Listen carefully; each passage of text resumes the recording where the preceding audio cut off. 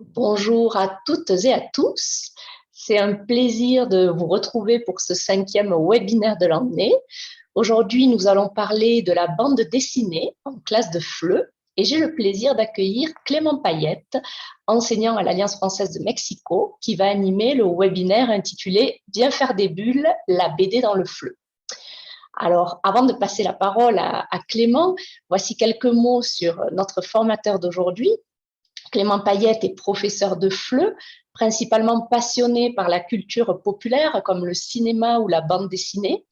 Étudiant en cinéma, il s'est d'abord consacré à l'organisation de forums autour du cinéma, notamment le Forum international de l'exil, le Forum Cinécom. Aujourd'hui, il diffuse le cinéma français au Centre San Ángel de l'Alliance française de Mexico en tant qu'animateur du ciné-club et animateur d'ateliers. Il a notamment donné des ateliers BD à la Casa de Francia IFAL et donné des conférences à l'université Motolinea et sur Internet, sur une chaîne YouTube en français et en espagnol dans ce domaine. Alors, avant de laisser la parole à Clément, je vous rappelle de poser les questions que vous souhaitez poser tout au long de ce webinaire à notre formateur. Merci de les poser dans la section questions-réponses pour ne pas les confondre avec les échanges plus informels du chat. Et puis, j'ai l'impression que Clément va vous solliciter pas mal pendant ce webinaire et va donc vous poser des questions dans le chat normal. Donc voilà, ce sera pour éviter de confondre ces réponses ou les questions donc, de Clément avec les propres questions que vous posez, que vous souhaitez poser à notre formateur et qu'à la fin de la formation, comme toujours, Hilda Becerril posera à Clément. Donc voilà, je laisse maintenant la parole à Clément et je vous souhaite à tous une très bonne formation. Vas-y Clément, c'est à toi. Merci beaucoup. Alors, merci pour cette présentation. Alors, Viens faire des bulles, peut-être ça vous rappellerait sans doute une chanson d'un certain Serge Gainsbourg. Alors, c'est peut-être un petit peu normal parce que j'aime beaucoup Serge Gainsbourg. Et aussi, il a fait beaucoup de chansons qui ont un rapport aussi avec la bande dessinée. Je pense qu'il s'intéressait à la bande dessinée. Et il fait partie d'une génération des années 60 aussi où la bande dessinée était assez importante. Donc, c'est pour ça aussi que je choisis ce titre. Voilà, on va peut-être commencer à chaud ou à froid, je ne sais pas comment on peut dire. Voilà, on commence une petite foire aux questions. Alors, j'attends de vous, on va essayer de faire quelque chose de très interactif. Et je vais vous solliciter pratiquement pendant tout ce webinaire, là, pendant 1 heure. De temps en temps, je vais vous solliciter, comme maintenant. La foire aux questions, avez-vous déjà utilisé la BD dans vos classes? Quelle BD vous avez utilisé et pourquoi vous ne l'utilisez pas, si vous ne l'utilisez pas? Alors, ça commence peut-être. Il y a juste des bonjours.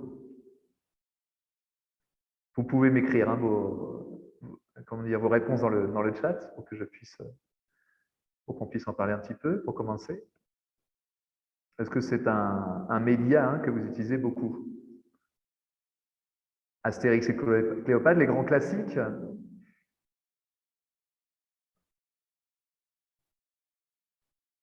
Alors, il y a des spécialistes déjà. Hein. Maliki, Yataou. Alors là, je connais pas bien. Là.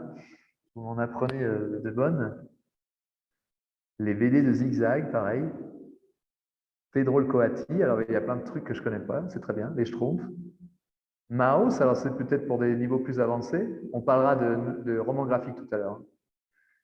Très bien. Alors, il y a des champions. Clara, que je salue, hein, du centre Saint-Marcel. Bon, ben ça va alors. Vous n'êtes pas sur un terrain inconnu alors.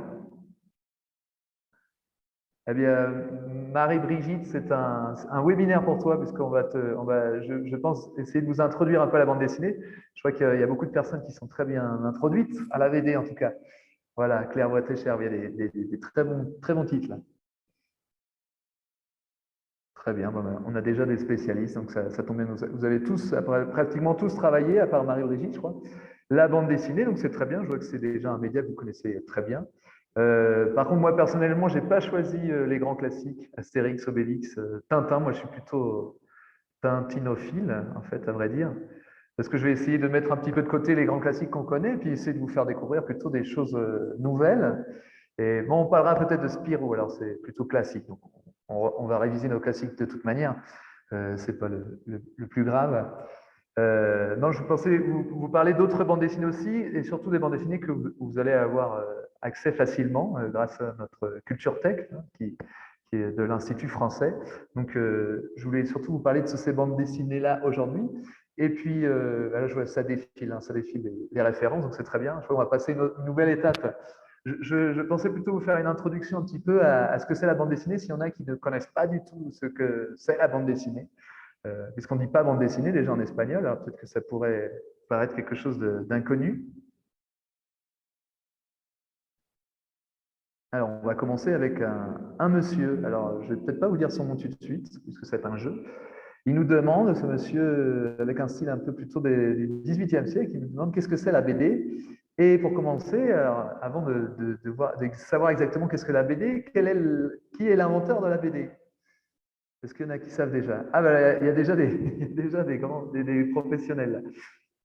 Il y a déjà des spécialistes. Alors, on va faire jouer hein, ceux qui ne savent pas. Hein.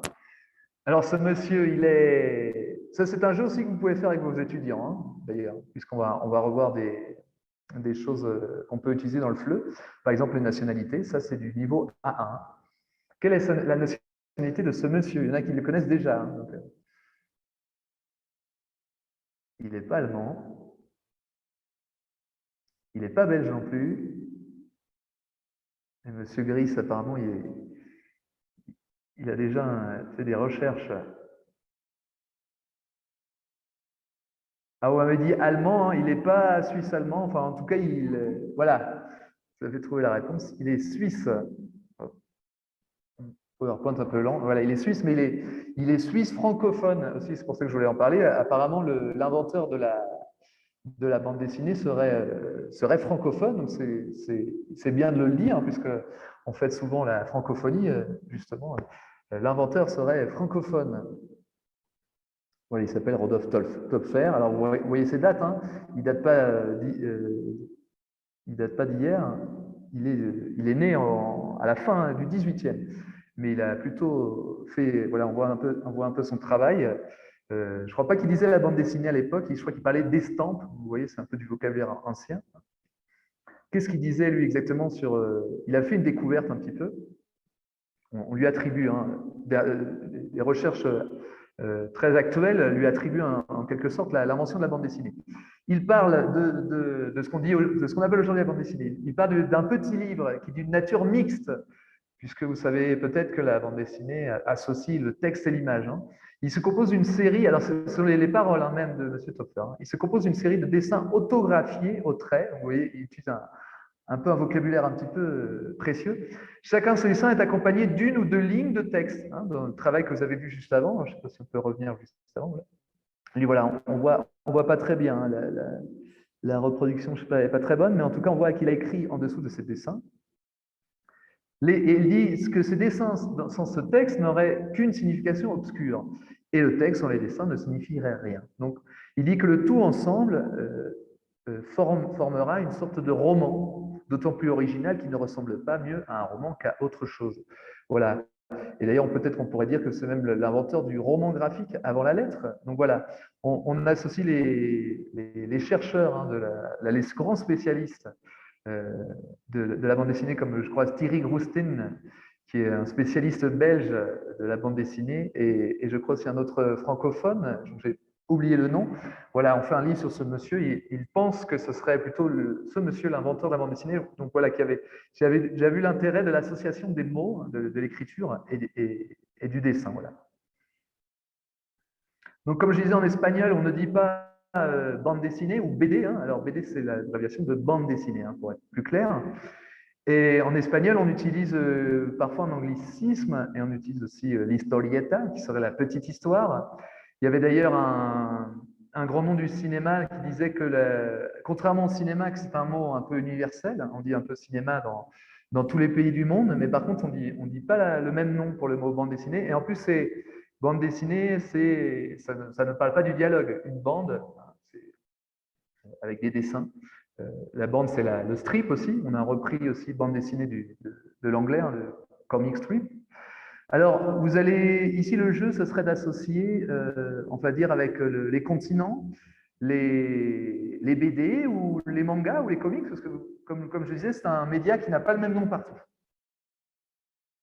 Il y a Comica, par exemple.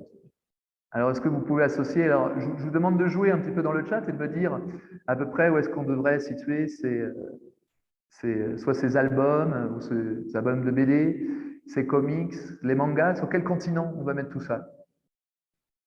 Est-ce que vous pouvez m'aider? Voilà, alors Céleste a déjà tout trouvé, bravo.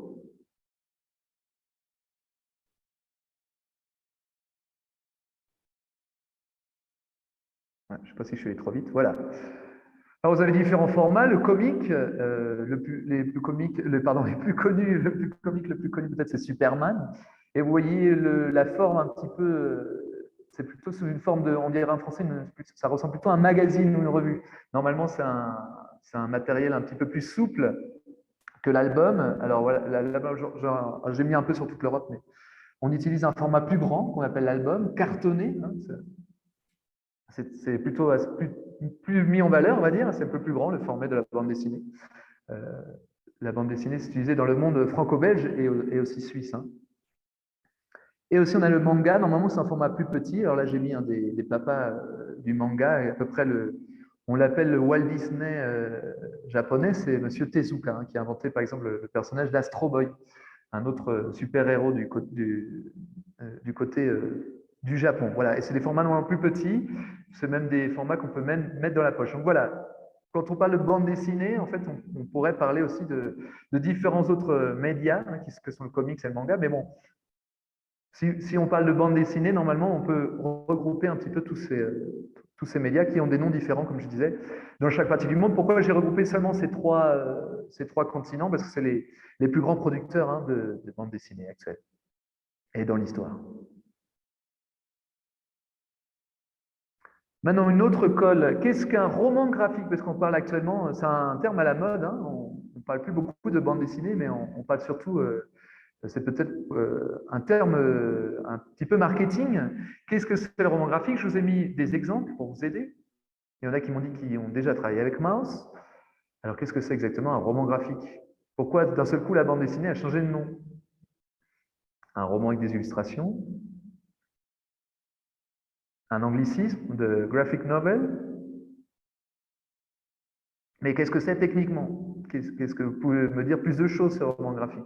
Pourquoi d'un seul coup on a décidé de changer de nom? C'est plus long, oui. Alors c'est la forme d'un roman, c'est important. Donc déjà il y a plus de pages. Plus réel, alors oui, on parle plutôt de thématiques de la historique, par exemple, avec Maus et Persepolis. Ça sonne plus sérieux, oui, voilà. Alors oui, je vous dis, c'est aussi un nom marketing. Hein.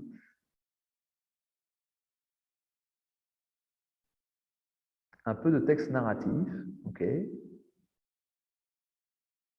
Si c'est un texte, c'est narratif. Voilà, plus adulte, plus engagé, très bien. Il y a des questions, ça plutôt pour les questions-réponses, là. Quand on parle de reuse, effectivement, ouais, reuse, on pourrait peut-être le mettre plutôt du côté roman graphique.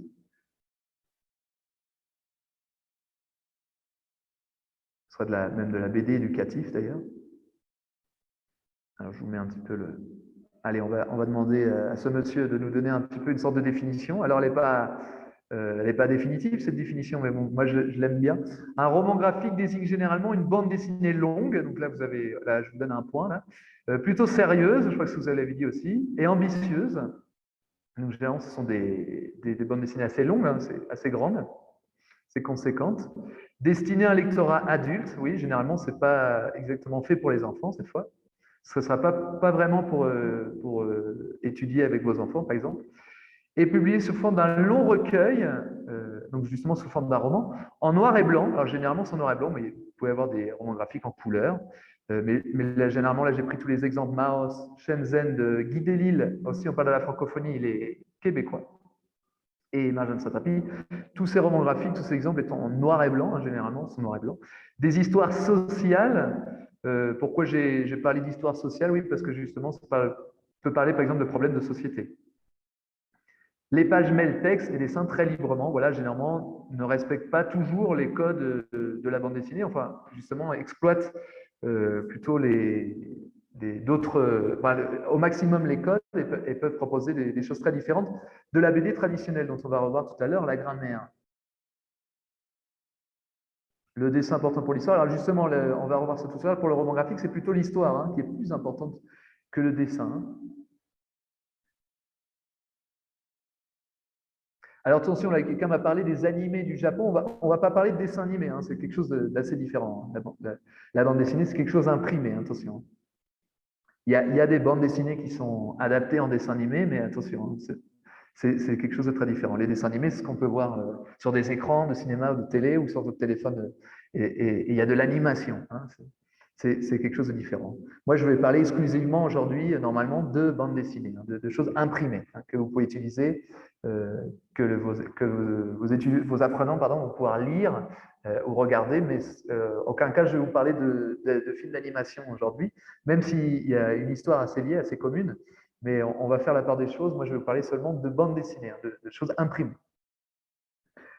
Vous avez peut-être entendu parler, il n'y a pas si longtemps que ça, en janvier, vous aviez le Festival international de la bande dessinée d'Angoulême. Alors, c'est un petit peu pour faire un petit peu des comparaisons qui ne sont pas forcément très exactes, mais c'est un petit peu le Festival de Cannes de la bande dessinée qui a lieu à Angoulême, donc une sorte de petite ville au centre-sud de la France.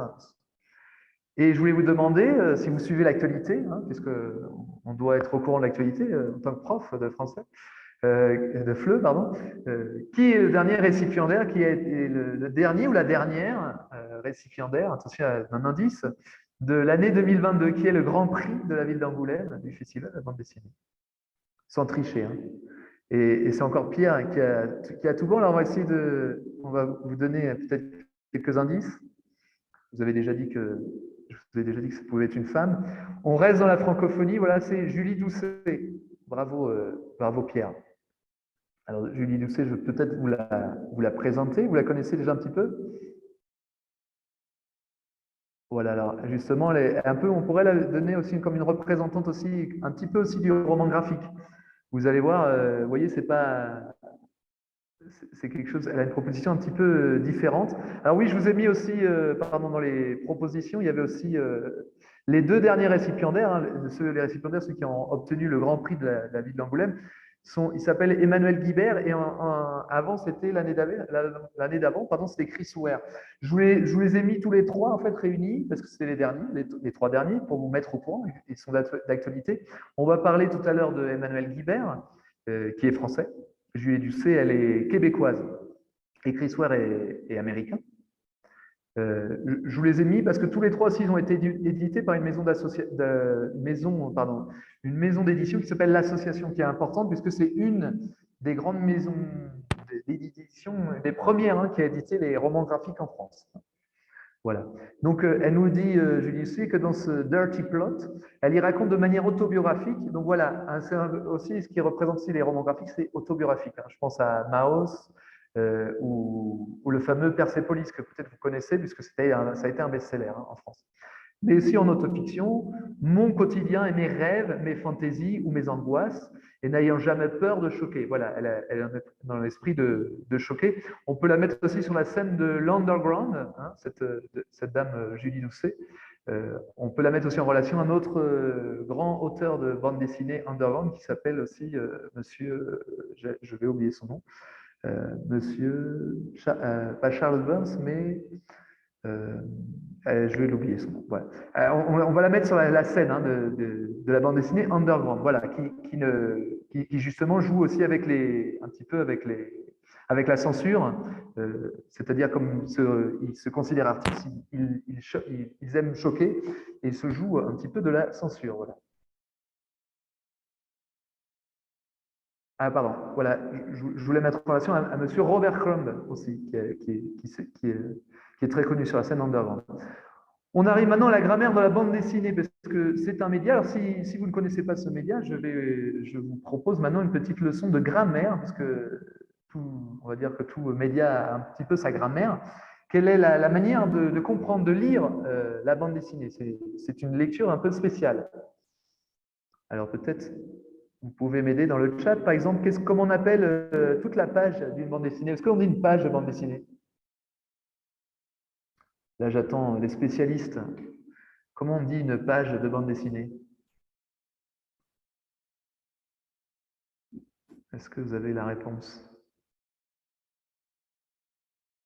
Voilà, une planche. Comment on appelle, je sais qu'en espagnol, on dit la vignette, mais on dit un autre mot en français pour parler, regardez, de la petite illustration qui est au début de cette, je ne vais pas vous le dire. Comment on appelle ces vignettes? Alors, je crois qu'on peut dire vignette, mais on dit surtout, on utilise un autre mot pour dire vignette. À l'intérieur de la planche, oui. Je vous ai mis un cadre blanc. Est-ce que vous savez ce que c'est, la vignette en français? La case, voilà. Comment on appelle justement cette succession? J'ai mis ça en dessous. C'était pas très clair, mais j'ai mis ça en dessous. Si vous avez 3 cases, ça forme quoi? 3 cases à l'horizontale, qu'est-ce que ça serait? La bande, voilà. Hein. Le strip, oui, alors la traduction de strip, bande dessinée, hein, c'est en quelque manière une adaptation du mot strip. Bande, c'est strip. Là, alors je ne sais pas si vous avez reconnu ce personnage, alors très célèbre de la bande dessinée. C'est un collègue de Tintin, puisqu'il a été dessiné par des auteurs belges, même si son inventeur est français, bizarrement. Est-ce que vous connaissez ce personnage? Le personnage de Groom en rouge. Comment il s'appelle? Voilà, c'est Spirou. Et Spirou, alors je crois qu'il a été créé à la fin, je crois que je me trompais, mais à la fin des années 30, et justement, c'est un moment historique. C'était donc la Seconde Guerre mondiale, et il y avait justement, je pense qu'en Belgique ou en France à cette époque, il y avait des avions qui passaient au-dessus de nos têtes. Comment on appelle justement ce bruit que font ces avions? Comment on dirait en langage bande dessinée? Onomatopée, très bien. Comment justement on appelle ces dialogues qui sont dits dans les bandes dessinées? C'est aussi le titre, voilà, les bulles, très bien, ben voilà. Voilà, vous avez tout bon. 20 sur 20, là, très bien. Donc, petit sens de la lecture, donc là il y a mon petit ami le cocon masqué qui va vous faire une petite course. Donc normalement on va de gauche à droite, attention pour le manga c'est le contraire, hein, de droite à gauche. Ici alors cette lecture il faudra, une fois qu'on arrive à la fin, il faut revenir au début, donc là c'est ce que j'ai fait avec cette flèche. Voilà, on va toujours aussi de haut en bas, hein. Donc, c'est pour ça que j'ai fait les zigzags, hein. Voilà, et on est arrivé. Et c'est pour ça que Spirou est en vélo, il faisait un peu le Tour de France ou de Belgique. C'est ça.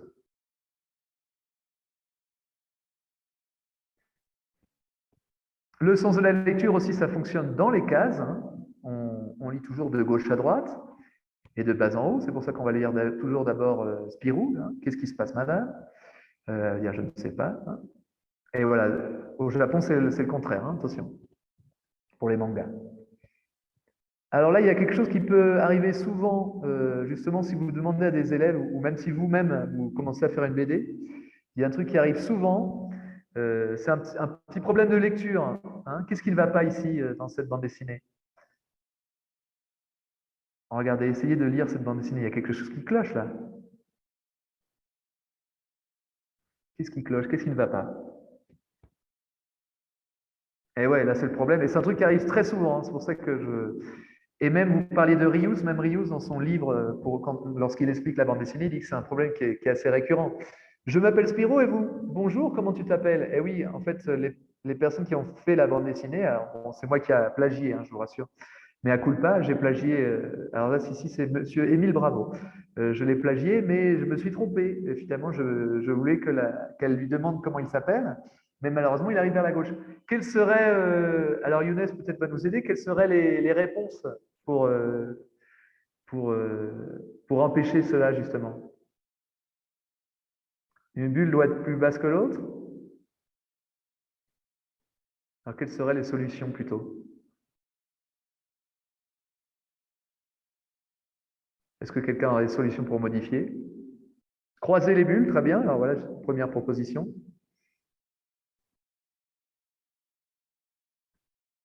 Bonjour, comment tu t'appelles? Celle qui parle. Je m'appelle Spirou et vous, là c'est correct. On a croisé les bulles, bravo. Il y a d'autres spécialistes. Changer le sens de lecture, il faudrait éditer peut-être la bande dessinée au Japon.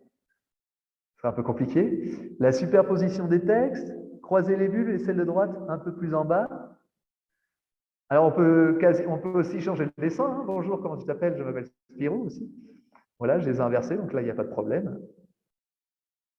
Ou alors, changer un petit peu il faut changer aussi le scénario. C'est Spirou qui demande à la dame comment il s'appelle. Et là, c'est plus logique. Hein. Je m'appelle Monique. Et vous?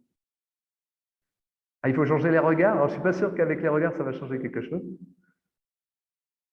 Oui, regarde un petit peu les avions et Spirou est un petit peu stressé. Stressé, pardon. Et pressé.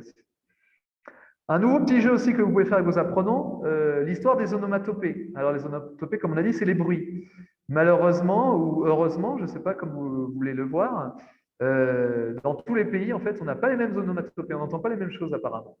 Alors ici, un petit jeu que vous pouvez faire aussi avec des apprenants, un petit jeu très facile, associer les onomatopées on va dire alors, je sais pas, par exemple à des émoticônes ou à des animaux ou à des actions, des explosions.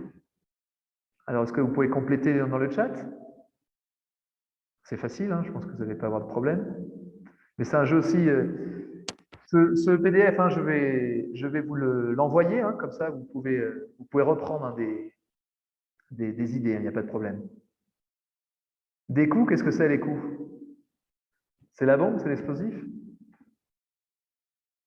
Boom, c'est l'explosion. Alors boom, attention, hein, B-O-U. Hein.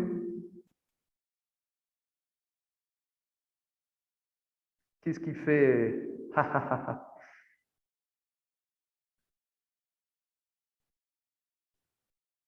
le rire? Waf et miam. Quand est-ce qu'on fait miam? Le chien qui fait miam? Le chien? La pizza? Voilà, c'est le monsieur avec les couverts. Voilà, je vous donne la réponse. J'imagine que vous aviez compris. Hein. Mais par exemple, en espagnol, hein, tout ça, c'est différent. Je crois qu'en anglais, on dit kaboom. Euh, le miam, je crois que c'est niam. Hein. Voilà, l'auteur hein, du nouveau Spirou, il s'appelle Émile Bravo. Pourquoi je vous l'ai mis voilà, un peu à la fin de mon exposé un petit peu sur l'explication de qu'est-ce que c'est la bande dessinée.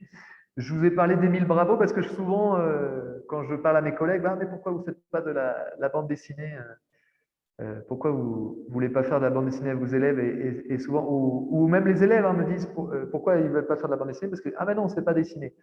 Vous devriez leur rappeler cette parole d'Émile Bravo qui dit que dans la bande dessinée, l'important. Alors lui, Émile Bravo, c'est un défenseur, on va dire, un peu de la nouvelle bande dessinée, hein, de la bande dessinée actuelle. Dans la bande dessinée, l'important n'est pas le dessin, mais plutôt la narration. Hein. Ce n'est pas le plus important de faire le plus joli dessin, mais l'important, c'est de raconter une histoire. Voilà, c'est ce que disent un petit peu, justement, tous les auteurs dont je vais vous parler, Emmanuel Guibert, de Chris Ware, je ne sais pas, mais Julie Doucet, hein, ce n'est pas forcément des grands dessinateurs, des grands illustrateurs, mais en tout cas, ils savent raconter, ce qui est très important dans la nouvelle bande dessinée, la bande dessinée actuelle, c'est de raconter. Et pourquoi je vous dis ça, justement, c'est pour ne pas rester bloqué en disant ah, c'est la bande dessinée, il va falloir dessiner. Non, pas forcément. Vous allez voir tous les travaux que je vous ai laissés, c'est les travaux que vous pouvez faire. Alors, par contre, il va falloir maîtriser un autre outil. Si vous ne maîtrisez pas le dessin, parce qu'il ne faudra pas forcément dessiner, il faudra maîtriser peut-être le PowerPoint hein, ou les outils que vous avez sur votre ordinateur. Hein. Parce que justement, ce PowerPoint a été réalisé par mes soins, sur le PowerPoint seulement. Hein. Je n'ai rien dessiné. Hein. Et je n'ai fait que récupérer des images. Donc, je crois qu'on est déjà passé à la demi-heure de temps. Et voilà, je vais rentrer plus dans ce qui va vous intéresser, on va dire. Vous avez aussi des softwares pour les BD. On va rentrer dans le vif du sujet. La BD et le FLE. Voilà, je vous parlais d'Emmanuel Guibert. Alors, toutes ces BD que je vous note, c'est pour ça que je mets une petite astérix, toutes ces BD que je vous donne en exemple, c'est des BD que vous allez pouvoir retrouver, hein, si vous rentrez le titre de la bande dessinée, là c'est Ariol, et Emmanuel Guibert, dont je vous ai parlé tout à l'heure, ici il n'est que scénariste, hein, c'est celui qui raconte l'histoire, en fait, qui a écrit l'histoire.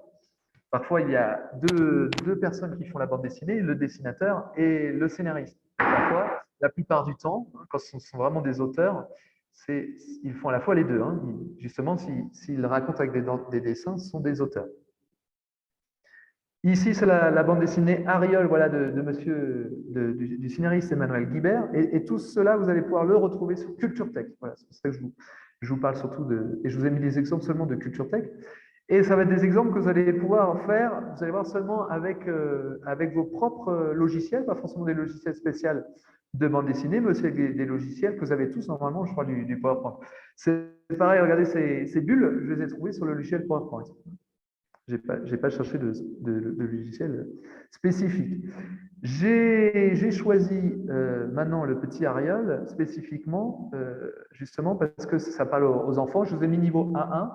Je crois que sur Culture Tech, on vous parle plutôt de lui en niveau A2. Ça dépend des bandes dessinées que vous choisissez. Et aussi parce que là, c'est représentatif au début de la bande dessinée d'Ariol. Ça, c'est que les choses que j'ai récupérées sur Culture Tech. Vous avez un petit peu les présentations hein, c'est un peu ce qu'on fait au début quand on rentre en classe, même en classe de FLE ou en classe à l'école, on met son nom sur un petit papier. C'est un petit peu le niveau A1 aussi, les présentations. Donc, je vous propose un petit travail sur Ariol.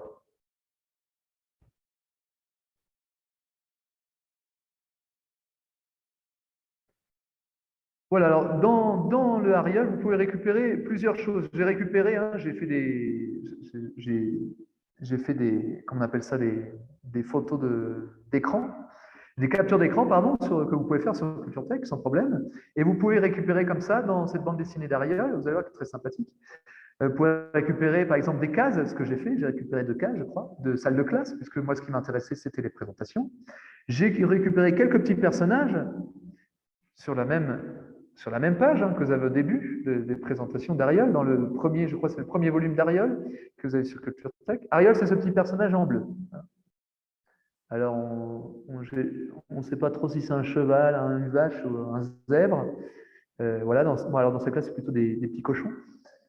Il y a plusieurs animaux, hein, bon, c'est rigolo, vous allez voir, ça devrait plaire aux enfants en tout cas. C'est fait pour les enfants en tout cas. Et dans cet exemple, comme je vous disais, c'est une manière de, voilà, on va essayer de faire une bande dessinée pour que les personnages se saluent, se présentent. On va faire ça sous forme de jeu, hein, toujours, hein, comme je fais cette présentation. Et cette fois-ci, il va falloir remettre dans l'ordre les cases. Vous allez voir des décors, les personnages. Vous allez voir qu'avec seulement avec quelques matériaux, comme des cases, des personnages ou des bulles. Ici, c'est des choses très simples, mais c'est justement très simple. Pourquoi? Pour travailler des choses très simples au niveau 1, comme bonjour, la présentation, je m'appelle Ariol, hein, et toi, voilà, c'est des choses qu'on apprend dans tous les niveaux basiques. On va essayer, vous allez voir, je vais essayer de vous donner plusieurs exemples faciles que vous pourrez réutiliser. Alors là, c'est surtout pour travailler l'écrit, hein, on est d'accord? Ou la compréhension écrite.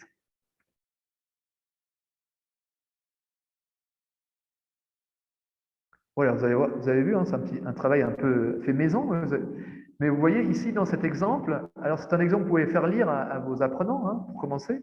C'est un exemple très simple, les présentations. Bonjour, bonjour, je m'appelle Ariel et toi, je m'appelle Petula. Vous allez voir, c'est très simple. Hein. Et c'est quelque chose que j'ai fait de manière très simplement, sans dessiner. Vous allez voir, si ça vous fait peur de dessiner, il n'y a même pas besoin de dessiner. Il suffit de raconter l'histoire un petit peu en suivant les règles que je vous ai données tout à l'heure, des règles de la grammaire hein, de la bande dessinée. Avec cette base, là maintenant je vais vous poser une question. Avec cette base, justement, qu'est-ce qu'on va pouvoir faire? Qu'est-ce qui vous a fait rire là? Quel jeu vous allez, quelle production écrite ou ouais, quelle production écrite vous allez pouvoir créer avec cet exemple? C'est un petit peu ce que je vous ai dit hein, déjà, mais alors voilà, mettre dans l'ordre des scènes, très bien. Alors c'est déjà une scène, attention. Hein. Donc là, on a déjà une scène complète. Donc remettre dans l'ordre la scène, ça plutôt ça. Alors, on peut développer peut-être Ariol. Je m'appelle Ariol, j'ai les yeux noirs, non, j'ai la peau bleue. Associer les bulles aux images, très bien. Suggérer les dialogues, oui, très bien. On pourrait même inventer les dialogues. Exactement. C'est un peu l'idée. Voilà, alors très bien, vous avez déjà compris où est-ce que je voulais en venir. Voilà, par exemple, vous pouvez faire un exercice, hein, retrouver les cases. Alors, vous pouvez faire un exercice où vous avez déjà les cases prédécoupées que j'ai mis à côté, et il faudra les associer, hein, les réassocier. Suggérer les dialogues, les jeux de rôle, pourquoi pas. Ah, c'est encore pour les niveaux avancés peut-être. Ici, quel va être l'exercice?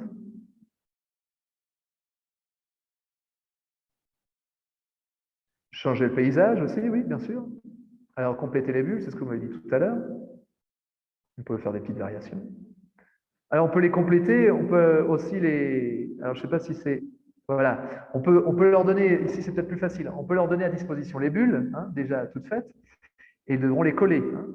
Mais aussi, alors là, il y a quelque chose de peut-être un peu plus complexe pour eux, il faudra peut-être aussi compléter les bulles.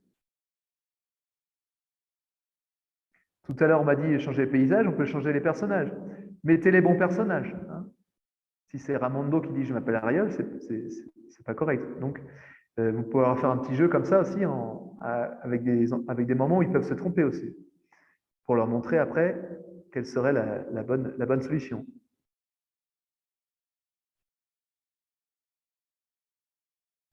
Là, tout à l'heure, on m'a dit changer les paysages, c'est pareil. Donc ici, bon, le but du jeu, ici, peut-être est pas très intéressant puisque c'est toujours la classe, mais on pourrait imaginer un Ariol qui voyage, non, et changer les cases, non, à mettre, je sais pas, je suis dans le train, et les élèves, là, cette fois-ci, pourront changer les cases pour mettre Ariol au bon endroit. Hein. Voilà, et faire des complications en mettant des erreurs. Voilà, pour le niveau A1, voilà, plusieurs propositions.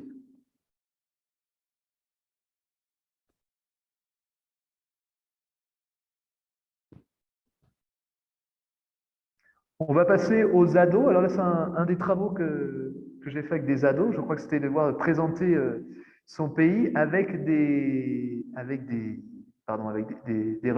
choses représentatives du pays. Donc là, par exemple, vous avez le Mexique.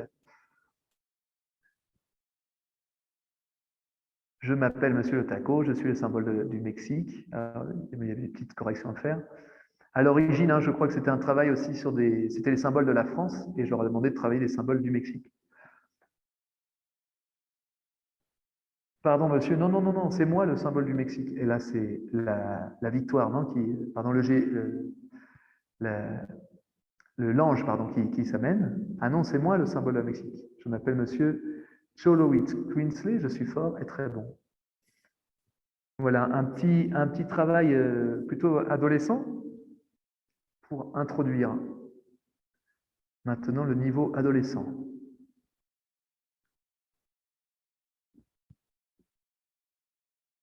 Au niveau adolescent, je vous propose un truc peut-être un peu plus complexe, et je ne sais pas si c'est un peu plus polémique. Bon, généralement, les adolescents aiment bien plutôt de parler justement de choses peut-être un peu plus polémiques. Donc, c'est pour ça que je vous ai mis le chat du rabbin. Hein. C'est pareil, hein, cet exemplaire aussi est sur la culture tech. Hein. Normalement, vous avez accès, alors la plupart, je crois, des professeurs, vous avez accès à la culture tech. Alors, je parle pour les professeurs d'Alliance et d'IFAL. Je sais qu'il n'y en a pas que des professeurs d'Alliance et d'IFAL. Mais je vous invite, hein, ceux qui ne sont pas sur Culture je vous invite, ces bandes dessinées sont à disposition hein, sur Culture complète aussi. Est-ce que vous connaissez bien le chat du rabbin? Vous savez de quoi ça parle? Les spécialistes. Là. Ma question, est-ce que vous connaissez? Non, vous ne connaissez pas du tout?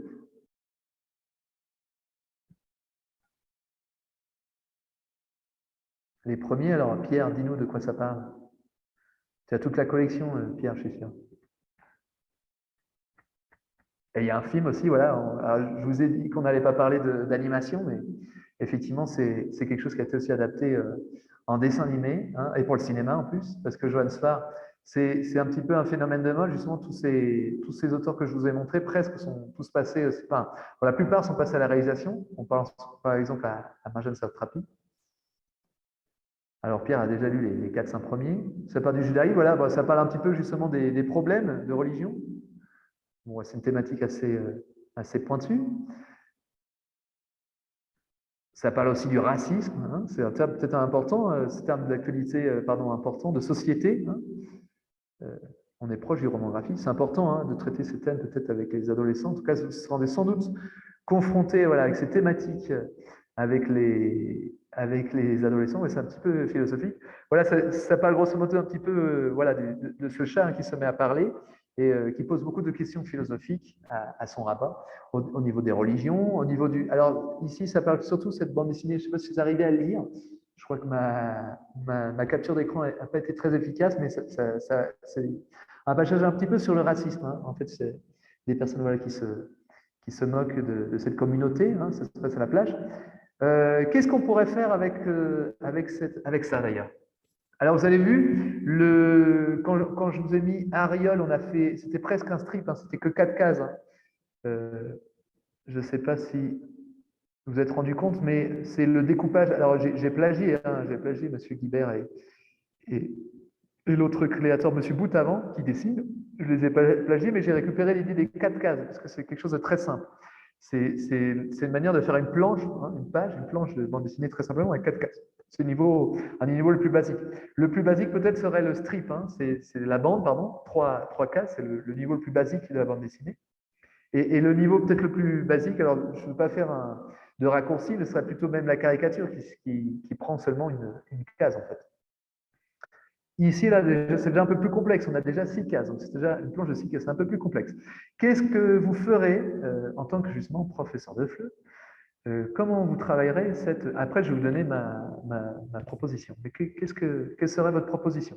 Imaginez la suite. OK.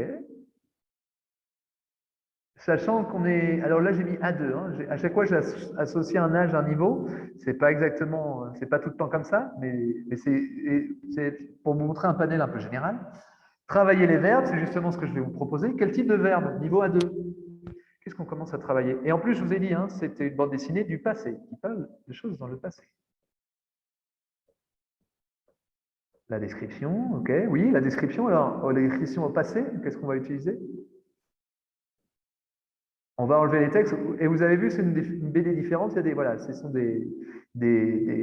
on pourrait appeler ça peut-être la voix off, c'est des mots d'explication, un commentaire. On l'appelait le commentaire.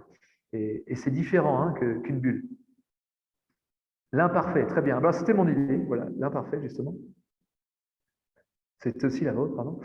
Voilà, dans cet exemple, il s'agit de servir d'une BD existante pour travailler l'imparfait. Cette fois, il s'agit de commenter les images, faire un récit littéraire plus que créer un dialogue. Voilà. Qu'est-ce que vous mettrez aussi à l'imparfait?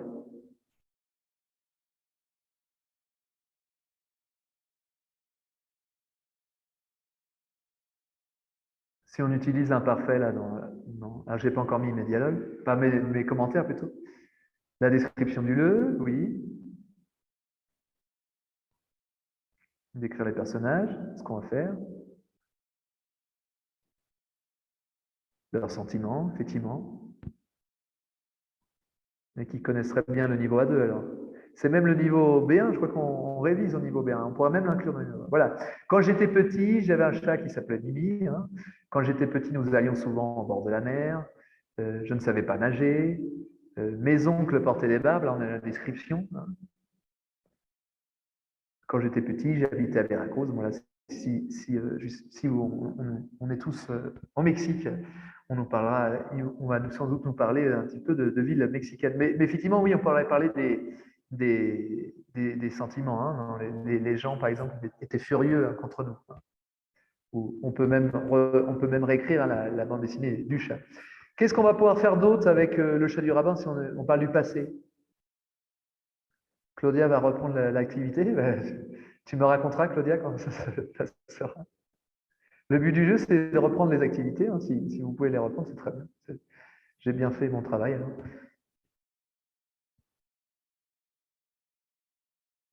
alors j'ai une autre idée avec le chat du rabbin.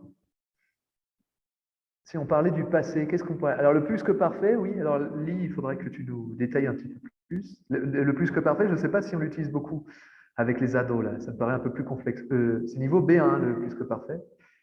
Et je ne suis pas sûr que oui, les ados arrivent jusqu'au B1, peut-être. Voilà, alors voilà, une idée du passé composé, c'est très bien, je vais vous la donner. Puisqu'ici, vous avez un passage, c'est le début, hein, ça c'est le premier album du chat, quand il explique voilà ce qu'il a fait, pourquoi il a eu la parole finalement. En fait il a mangé le perroquet, c'est pour ça, tout simplement. Parfois, il y a une logique de la bande dessinée, une logique de fiction qui est très, justement, très fictive, qui est de l'ordre du conte plutôt. Et voilà pourquoi. Alors, justement, là, il parle, je l'ai mangé, il parle au passé composé. Qu'est-ce qu'on pourrait faire, nous, justement, par rapport, on peut faire lire à nos apprenants ce passage. Et qu'est-ce qu'on pourrait faire, nous, justement, avec le passé composé? Je crois que je vous mets déjà les réponses en dessus. Mais est-ce que vous avez d'autres idées? On a l'arrivée de Sandra. Qu'est-ce qu'on pourrait faire, justement, avec ça? Discours indirect? Ok, faire une comparaison avant-après?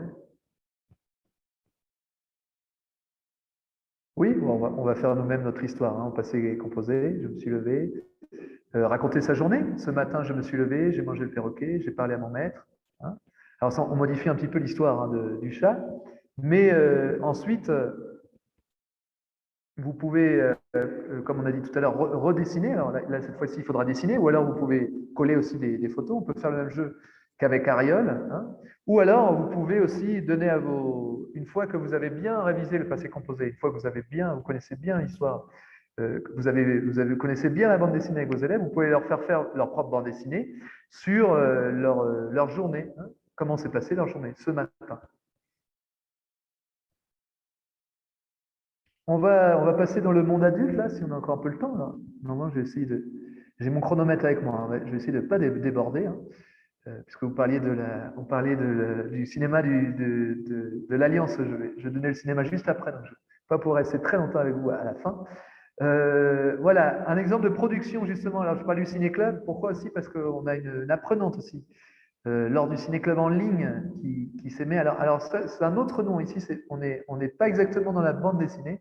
Je crois que c'est un sketchbooking, je crois qu'elle a fait. Bon, on est très proche de la bande dessinée ou du monde du roman graphique. Elle a fait voilà, un sketchnoting. Je voulais vous montrer justement sur Mouchette de Robert Bresson. On aura d'ailleurs un cycle sur Robert Bresson très bientôt. Un petit exemple pour vous montrer hein, que vos apprenants aussi ont du talent. Hein. Et donc, elle nous a fait, voilà, elle a résumé, on peut aussi, pourquoi pas résumer un film en dessin, en bande dessinée, hein, avec des dessins et des commentaires. Alors, ici, c'est un nouveau terme, un sketchnoting. Et je voulais vous montrer, alors ici, pour le travail niveau B1, une autrice, hein, parce que généralement, aujourd'hui, il faut mettre au goût du jour beaucoup les autrices, puisque c'est une autrice hein, qui a gagné. Autrice, hein, c'est le féminin de auteur. C'est une autrice qui a gagné cette année, c'est Julie Doucet hein, qui a gagné le Grand Prix d'Angoulême. Mais moi, je voulais vous parler de mon autrice préférée, qui est Chantal Montelier. D'ailleurs, j'ai fait une vidéo, une conférence sur YouTube. Je vous mettrai tout à l'heure le lien. Je vous enverrai mon lien, bien sûr, sur le PDF. Je voudrais vous parler de Chantal Montelier, justement, qui est une de mes autrices préférées. Et justement, vous allez voir, elle a un côté très. Finalement, elle parle beaucoup justement des femmes, puisqu'elle parle aussi de. Par exemple, ici, elle parle de Marie Curie. Qu'est-ce qu'on pourrait faire avec l'histoire de Marie Curie? Vous avez vu, hein, ici, alors on a l'impression qu'elle a un dessin très réaliste, mais en fait, elle cède de photographie hein, de Marie Curie. On imagine même elle a dû utiliser un système de PowerPoint aussi, Chantal Montelier, pour faire ces bandes dessinées très récentes, bandes dessinées que vous trouvez aussi sur Culture Tech. Qu'est-ce qu'on pourrait travailler avec ce type de bande dessinée? Faire une biographie, très bien. Les femmes importantes, Malala. La biographie au passé composé. Alors là, vous rajoutez toujours des difficultés. Justement, parlant de biographie, je vous propose, justement, dans cet exemple, on va utiliser la BD comme un exposé. Je sais que ça fonctionne, je n'ai pas retrouvé des exemples, mais je sais que je l'ai fait. Et j'ai demandé plusieurs fois à mes apprenants de présenter quelqu'un, justement, sous forme de BD, comme le fait très bien Chantal Montelier, justement. Et là, justement, l'idée, c'est de retrouver même, vous pouvez demander à vos élèves, justement d'utiliser les photos et faire ce qu'on fait. Alors, ce n'est pas exactement un roman photo, ce que fait Chantal Montelier, parce qu'elle a redessiné les photos, mais on pourrait très bien reprendre des photos. Par exemple, quels sont les personnages illustres que vous utilisez au niveau B1? On parle de beaucoup de personnages qui ont osé, et je crois qu'on parle vous parliez de Malala, je crois qu'on parle aussi de Gandhi, hein, je sais qu'il y a l'exemple de Gandhi. Et moi, je vous donne l'exemple, j'ai repris exactement, hein, j'ai superposé exactement, je fais que du plagiat, hein, si vous voulez. J'ai superposé la vie de Marie Curie, mais c'est un travail que vous pouvez faire à vos apprenants s'ils sont en panne d'inspiration, aussi s'ils ont peur de commencer le découpage d'une planche. Vous pouvez leur dire de superposer, par exemple, comme j'ai fait ici à l'instant, l'histoire de Marie Curie, mais en la remplaçant par exemple avec Gandhi, et j'ai pris les photos de Gandhi. Je n'ai rien dessiné encore une fois. J'ai fait un commentaire, j'ai remplacé les photos, le contexte. Ici, on a Calcutta, je crois. Vous pouvez leur dire de récupérer un petit texte en français, soit qu'ils auraient traduit, soit qu'ils auraient trouvé sur Internet, en français, de ces personnages illustres. Donc là, Gandhi nous parle que souvent, quand un territoire appartient à quelqu'un, c'est un vol. Vous pouvez mettre des symboles. Là, par exemple, j'ai mis le symbole de l'Inde. Vous pouvez mettre des rencontres qu'a fait Gandhi, par exemple, il était ami avec Monsieur Nehru, je crois, et mettre des cartes, par exemple, ici, c'est le moment de l'indépendance de l'Inde, hein, et vous pouvez rajouter une petite blague, hein, aussi avec, vous pouvez même rajouter des dialogues. Hein. Donc voilà, au niveau B1, ce que je vous conseille de faire, c'est l'exposer. Hein. C'est quelque chose que j'ai déjà fait aussi avec des élèves. Ou présenter, oui, vous dites présenter quelqu'un, ou se présenter soi-même, faire sa propre biographie sous forme d'une planche. Et justement, ce n'est pas un travail trop laborieux, parce que là, on peut leur demander de faire qu'une seule planche. C'est un travail que je fais assez rapidement. Alors, je pense que les apprenants vont prendre un peu plus de temps, mais vous pouvez leur demander de faire qu'une planche pour se présenter, ou pour faire une biographie. Je termine parce que je suis un peu court dans les temps. Je pensais que j'allais moins rapide. Je vous parlais du roman graphique. Là, je vous parlais de Monsieur Guy Delisle. Je vous en parle aussi puisque c'est partie de la francophonie. C'est un monsieur québécois. Et, il a notamment écrit sur Pyongyang, hein, sur des régimes généralement autoritaires. Pyongyang. Il a fait aussi ses chroniques birmanes. Et là, c'est Shenzhen. Je crois que c'était quelque chose qui se passe en Chine. Qu'est-ce qu'on pourrait utiliser avec ce type de bande dessinée, qui est aussi disponible, je répète, sur Culture Tech. Alors, on va peut-être oublier les temps cette fois. Alors, je ne suis pas sûr que c'est ma proposition. Alors, je vous mets niveau B2 parce qu'ici, vous avez un professeur spécialiste à l'Alliance aussi qui parle de géopolitique. Donc, par exemple, je vous parle de B2, hein, voire de C1.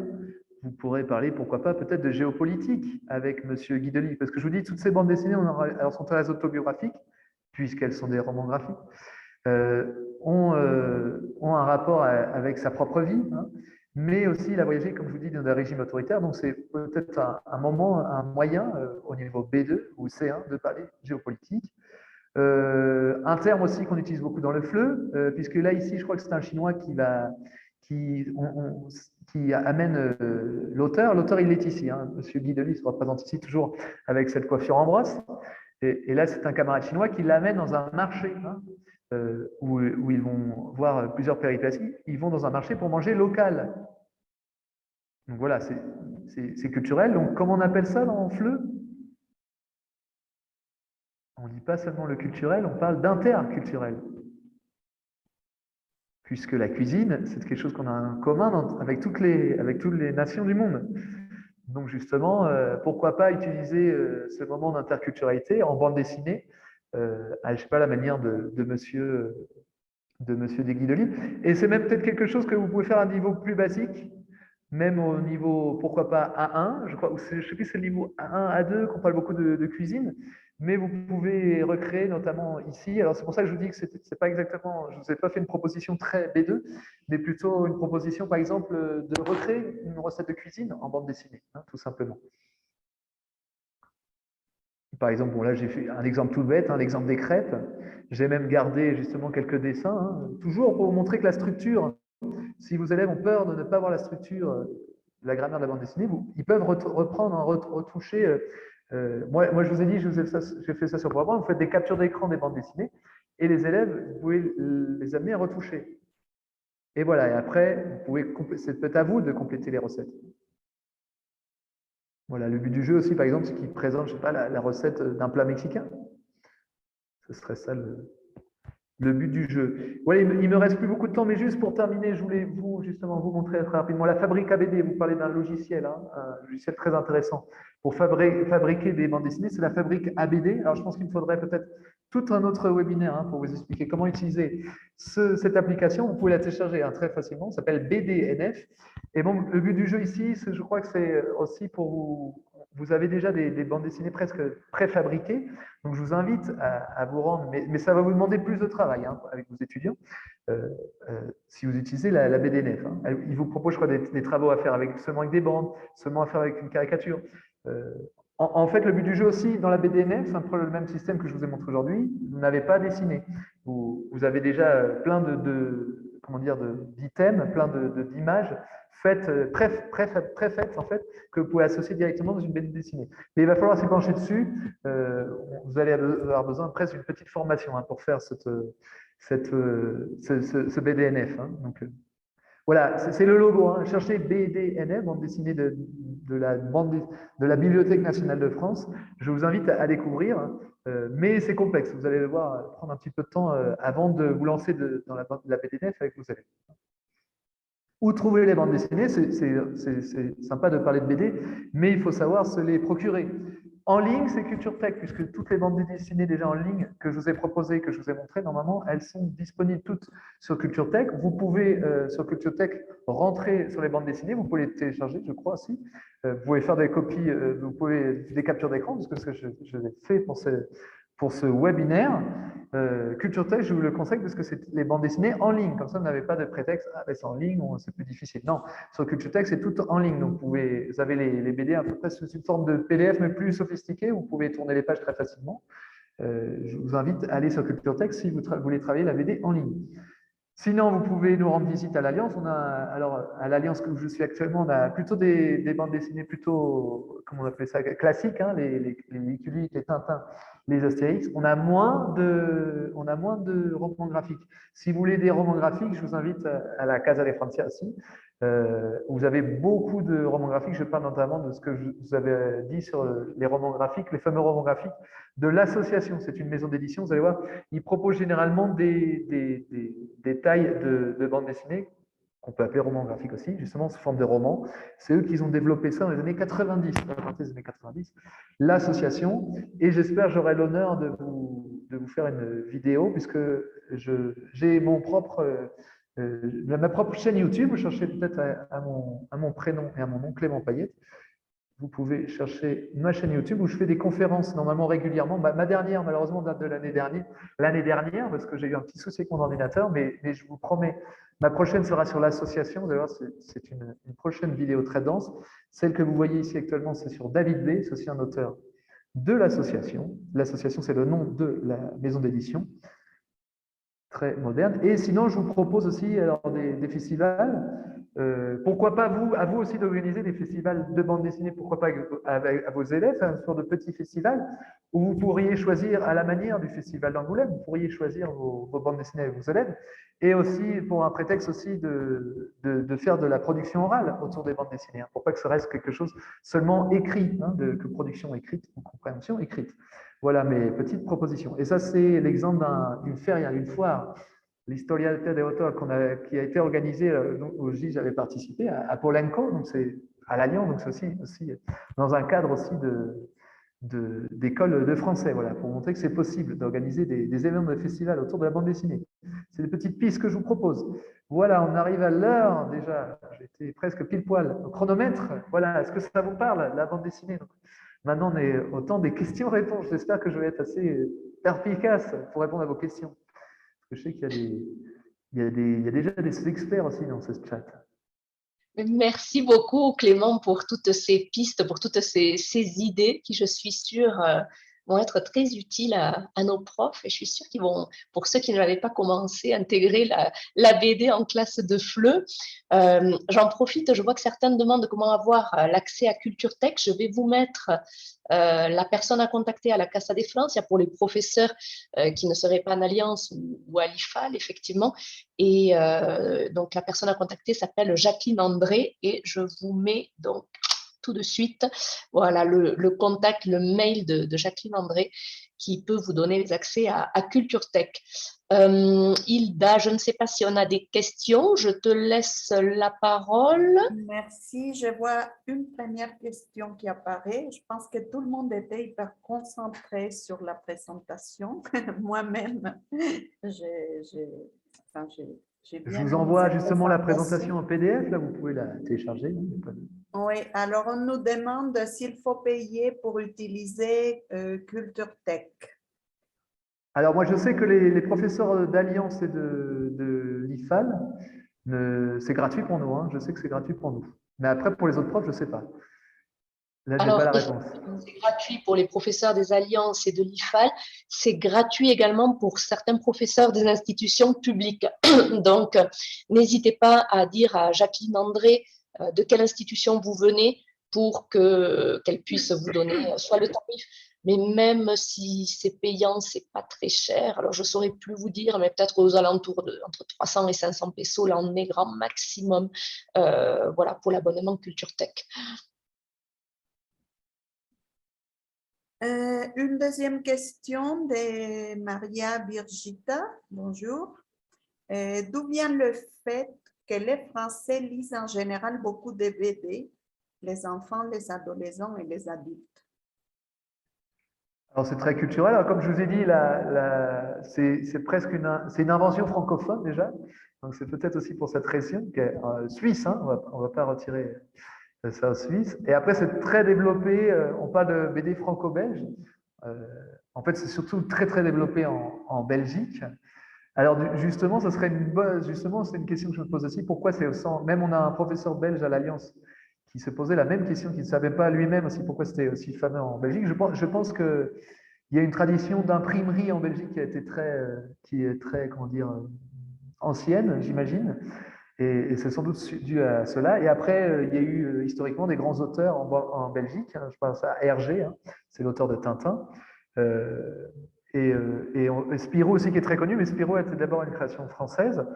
Nous, du côté de la France, pour être un peu chauviniste, on a eu Astérix Obélix, hein, je crois que c'est la bande dessinée la plus connue. D'ailleurs, elle a été éditée au Mexique. Et oui, et généralement, et je crois encore aujourd'hui, il y a une production, on dit même qu'il y a une surproduction de bandes dessinées. Il y a une production énorme de bandes dessinées encore actuellement en France. Hein. C'est vraiment un des pays importants de la bande dessinée. Aussi qui sait se renouveler. Après, pourquoi exactement c'est populaire il y a une grande tradition, je pense, depuis le début du siècle de la bande dessinée telle qu'elle, hein, telle qu'on la connaît, mais après les origines, c'est un petit peu difficile. Bien qu'on sait maintenant, enfin actuellement, on stipule que l'origine serait suisse et francophone, donc peut-être c'est dû à ça. C'est culturel, c'est très culturel, et c'est vrai que quand vous allez en France, dans toutes les médiathèques, vous avez beaucoup de bandes dessinées, non? Je pense, je suis pas certain qu'au Mexique, c'est un peu la même chose. Et je pense que même dans l'actualité, justement grâce aussi à ce fameux festival d'Angoulême, ça reste dans l'actualité, ça reste quelque chose de vivant, d'actuel.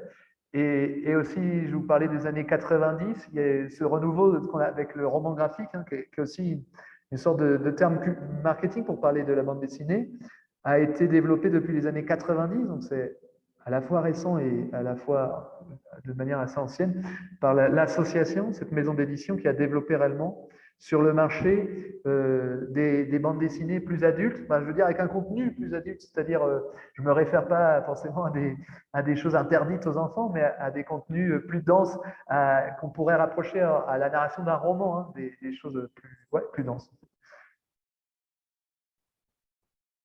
Et ça s'est développé vraiment en France et presque dans le monde. Et je parle vraiment, j'insiste sur l'association parce que ça fait 1 an que j'essaye de faire cette conférence sur l'association. J'espère que je vais y arriver un jour. Mais ils ont ensuite aussi repris par les grandes maisons d'édition plus, on va dire, plus populaires, plus grandes. Ils ont repris l'idée de l'association parce qu'ils ont vraiment compris qu'il y avait un renouveau à développer dans la bande dessinée. Voilà, ils ont compris que la bande dessinée n'était pas que pour les enfants, mais justement, la bande dessinée est pour tout le monde. Maintenant, c'est l'effet contraire. Maintenant, on a tendance, enfin, je sais pas, en France, je crois, on a tendance à croire que la bande dessinée, c'est plutôt pour les adultes et moins pour les enfants. Mais c'est ce qui est curieux maintenant. Merci. Alors, est-ce que vous conseillez d'utiliser la BD ou des BD dans des examens? Ah ben, ce serait génial. Je ne sais pas si c'est déjà le cas, mais ça serait génial. Oui, vous pouvez. Personnellement, je ne l'ai pas fait. Je respecte généralement les examens qu'on me donne, mais pourquoi pas? Non, oui. Bon, les examens, pendant un moment, justement, en ligne, on devait faire nos propres examens. Donc, oui, pourquoi pas? C'est une bonne idée. Comme je vous avais dit, l'association c'est possible de faire un examen de bande dessinée. J'en suis convaincu. Et il y a même Pierre qui a fait Pierre, c'est l'expert. D'autres questions? Je ne sais pas s'il y a d'autres questions. Par contre, si vous évaluez les dessins, ce n'est pas le recours du fleu. Hein, ce n'est pas. C'est purement un jugement esthétique si vous notez le dessin. C'est pour ça que je ne sais pas du tout. Moi, j'aime beaucoup dessiner hein, et personnellement, je fais mes propres bandes dessinées, mais je dessine et j'utilise la plume aussi. Mais j'aime beaucoup l'importance du dessin aussi. Mais justement, je sais que j'ai fait aussi ce webinaire justement en montrant seulement des exemples sans dessiner pour pas que ça vous donne un prétexte qu'on ne veut pas le faire. Hein.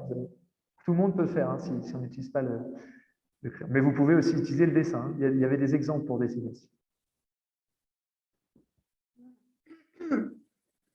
Il y a une question personnelle, je ne comprends pas très bien. Je ne vois pas pourquoi elle serait personnelle, mais bon. Qu'est-ce qui vous a amené, je crois, à mettre en œuvre le travail des BD? Il vous dit merci, elle vous félicite, mais il ne veut pas nous donner son nom. C'est un anonyme, Anonymous. Anonyme. Non, moi personnellement, premièrement, j'ai une formation artistique, hein, que ce soit dans le cinéma. Je suis revenu dans la bande dessinée, finalement, sur le tard depuis tout petit, comme disait tout à l'heure, qu'il y a une culture en France. Moi, on va dire que j'ai été élevé dans les médiathèques. J'ai toujours pris des bandes dessinées depuis tout petit. Donc, j'ai toujours le réflexe, même encore aujourd'hui, hein, peut-être que vous me croiserez, alors à l'Alliance forcément, mais aussi à Casa des Franciens. Je suis toujours en train de prendre des bandes dessinées, je ne m'arrête pas d'en lire. Et justement, j'organisais aussi pendant un moment des forums, des rencontres justement du dessin animé, même du cinéma. Ça s'appelait Cinécom, c'était justement une rencontre de cinéma et de bande dessinée avec un autre collègue plus spécialisé dans le roman graphique. Donc, moi, j'ai toujours eu un intérêt de toute façon pour la bande dessinée et aussi pour le cinéma. Et j'avais un événement qui s'appelait Cinécom, justement, qui mettait en relation le cinéma et la bande dessinée. Donc, c'est pour ça que m'intéresse beaucoup la bande dessinée. Et aussi, j'ai toujours actuellement sur ma chaîne YouTube, je vais refaire de la publicité, je fais toujours des conférences sur la bande dessinée, ouais, sur les auteurs. Donc, c'est un peu la continuation de cet événement qui s'appelait Cinécom, où on diffusait aussi beaucoup de films, beaucoup d'adaptations. En fait, le concept, c'était aussi de cinéma, rencontre de cinéma et de la bande dessinée, puisqu'il y a eu énormément d'adaptations de bande dessinée, des adaptations, que ce soit en cinéma, en prise de vue réelle et en film d'animation, qui sont des choses différentes, des médias différents. C'était le dialogue entre César, hein, mais ce n'est pas la même chose. Hein. Encore une fois, je tiens à signaler que la bande dessinée, ce n'est pas un dessin animé. Hein. Ce sont deux médias différents. Voilà. Ben, je pense qu'il n'y a plus de questions. Et je pense que c'est important, là, on parlait de compréhension écrite. Je pense que c'est beaucoup plus agréable, mais même, hein, je parle pour les adultes, hein, si vous apprenez une langue, moi, ça marche pour moi aussi, parce que je lis aussi des bandes dessinées forcément en espagnol. c'est beaucoup plus agréable, du moins au début, hein, pour apprendre une langue, de lire des bandes dessinées. C'est beaucoup plus facile en plus de lire des bandes dessinées pour la compréhension écrite, pour la compréhension de la langue. Donc, j'ai lu notamment, vous parliez beaucoup de Rius, pardon, que c'est un auteur que j'affectionne beaucoup. Peut-être que, pourquoi pas faire une conférence sur Rius, parce qu'il m'intéresse beaucoup. Je trouve que j'ai appris beaucoup d'espagnol aussi grâce à Rius. Donc, faites lire des bandes dessinées, poussez vos élèves, je veux dire vraiment pousser, parce que ça devrait être systématique, un réflexe, vers les bandes dessinées.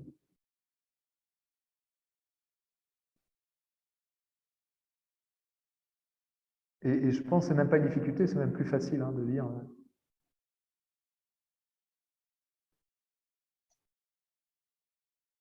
Hilda, je crois que tu as le micro coupé. Oui, pardon.